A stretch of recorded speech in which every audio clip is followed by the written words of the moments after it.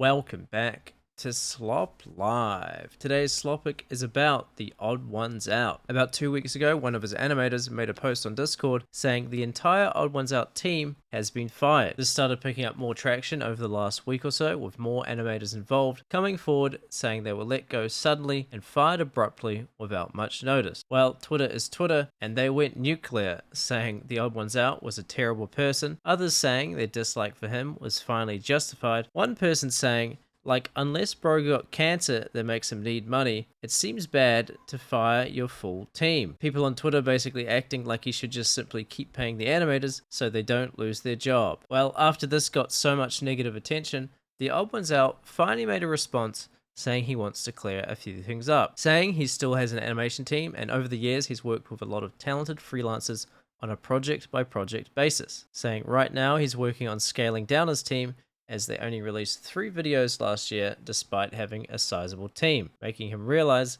he needed to rework his production process. He then went on to say that he had one-on-one conversations with every artist involved and that it was not just some cold, insensitive breakup texts, going on to say he provided severance packages to all full-time freelancers, saying he never planned for any of this to be public, but since it was, he felt he should clear things up, saying nothing about it was easy and he tried his best to do right by the people he worked with, saying it would be selfish for him to keep the artists on hold with no projects or consistent work coming, so he made a tough decision, apologizing if it felt sudden. He also ended by linking everybody's socials in the replies. So not much of a surprise that Twitter blew everything out of proportion without knowing anything as usual. He also provided severance, which if you weren't aware, you don't actually have to do when working with freelancers. So even though it was sudden, at least they wouldn't also suddenly have no income coming in. It sounds like in between projects, he simply realized he needed to cut down the team and did it whilst there was nothing to be worked on. Realistically, it sounds like he could have realized he needed to let people go sooner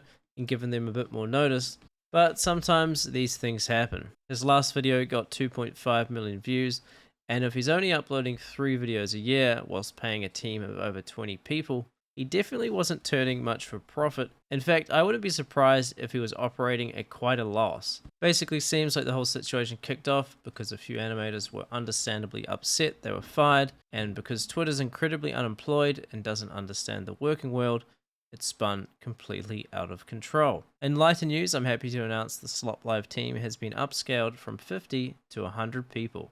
Thanks for slopping by.